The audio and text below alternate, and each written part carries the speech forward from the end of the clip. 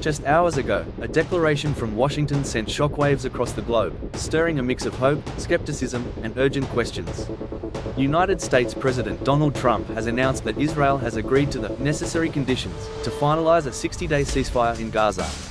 This bold claim, delivered from the Oval Office, suggests a potentially monumental breakthrough in a conflict that has ravaged the Strip for over 20 months, claiming tens of thousands of lives and displacing millions. But amidst the cautiously optimistic headlines, a crucial question hangs heavy in the air. Will this proposed truce truly halt the relentless violence, or is it another fleeting moment of diplomatic promise in a region scarred by prolonged conflict? The world watches with bated breath, knowing that the details, the nuances, and the willingness of all parties to adhere to this agreement will determine whether this is a turning point or merely a pause before further devastation. President Trump's announcement came following what he described as long and productive meetings between his representatives and Israeli officials in Washington. Taking to his social media platform, Truth Social, the president stated with characteristic directness, "My representatives had a long and productive meeting with the Israelis today on Gaza. Israel has agreed to the necessary conditions to finalize the 60-day ceasefire, during which time we will work with all parties to end the war." He went on to emphasize that Qatar and Egypt, key mediators in previous negotiation rounds, would be responsible for delivering this final proposal to Hamas. Trump's message concluded with a stark warning to the Palestinian militant group: "I hope, for the good of the Middle East, that Hamas takes this deal, because it will not get better, it will only get worse." This declaration marks a significant ramping up of diplomatic pressure from the White House. For months, international efforts to broker a lasting ceasefire have repeatedly faltered, bogged down by intractable demands from both sides. Israel has consistently insisted on the dismantling of Hamas and the unconditional release of all hostages taken during the October 7, 2023, attacks. Hamas, conversely, has demanded a complete withdrawal of Israeli forces from Gaza and a permanent end to the war as conditions for any hostage exchange. Trump's assertive tone suggests a desire to push past these stalemates, leveraging his unique relationship with Israeli Prime Minister Benjamin Netanyahu and his administration's diplomatic muscle. The timing is particularly significant, coming just days before Prime Minister Netanyahu is scheduled to visit Washington next week for high-stakes talks with President Trump and other senior U.S. security officials. So, what are the specifics of this proposed 60-day ceasefire?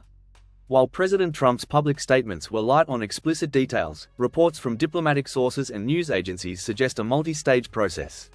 The core of the agreement is a temporary cessation of hostilities, designed to provide a critical window for further negotiations. During this 60-day period, it is anticipated that a significant number of Israeli hostages, believed to be around 50, will be released in exchange for Palestinian prisoners held in Israeli jails.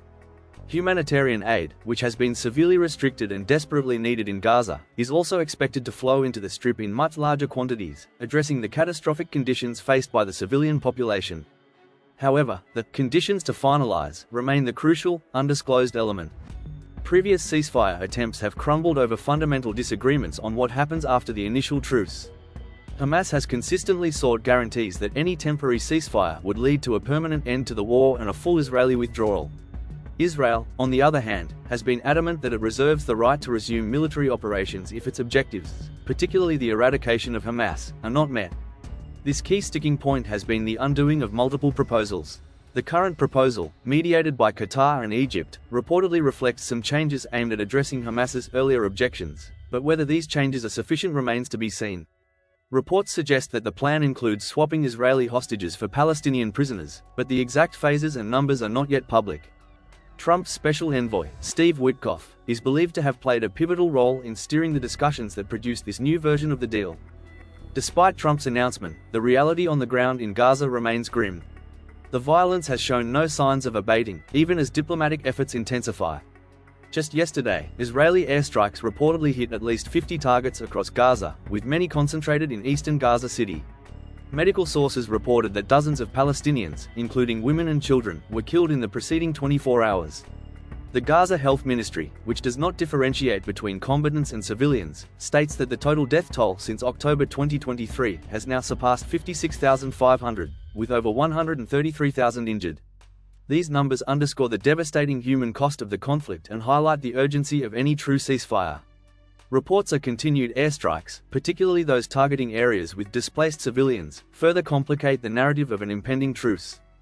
Hamas's response to Trump's announcement has been cautious, yet somewhat open. Senior Hamas official Tahar al-Nunu told AFP that the group remains ready to agree to any proposal if it will lead to an end to the war and a permanent ceasefire and a complete withdrawal of occupation forces. However, he added a critical caveat: so far, there has been no breakthrough. This statement reflects Hamas's long-standing position and indicates that while they are willing to engage, their core demands for a definitive end to the conflict and Israeli withdrawal are unlikely to be abandoned. The past has shown that Hamas has been wary of temporary truces that do not guarantee their long-term objectives, fearing that Israel would simply resume hostilities after any hostage exchange. The international community's reaction has been a mix of guarded optimism and a renewed plea for genuine de-escalation. Many nations and humanitarian organizations have welcomed any step towards a ceasefire, emphasizing the dire humanitarian situation in Gaza. Over 150 international charities and humanitarian groups, including Oxfam and Save the Children, issued a joint statement yesterday, calling for the disbanding of a controversial Israeli and US-backed system to distribute aid in Gaza. They claim that Israeli troops routinely fire on Palestinians gathering for aid, a charge Israel denies, arguing that Hamas often obstructs proper aid distribution. These calls highlight the immense pressure on all parties to ensure not just a cessation of fighting, but also effective and safe delivery of life-saving aid. The road ahead is fraught with challenges.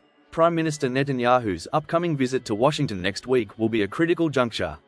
President Trump has stated he will be very firm with Netanyahu on the need to end the war, despite earlier statements implying Netanyahu's eagerness for a deal.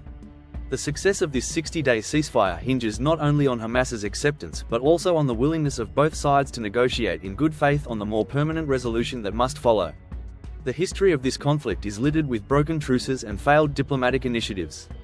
Can this be different? Can the combined pressure of the United States and the devastating human toll finally bring a lasting peace to Gaza? Only time, and the actions of those involved, will tell.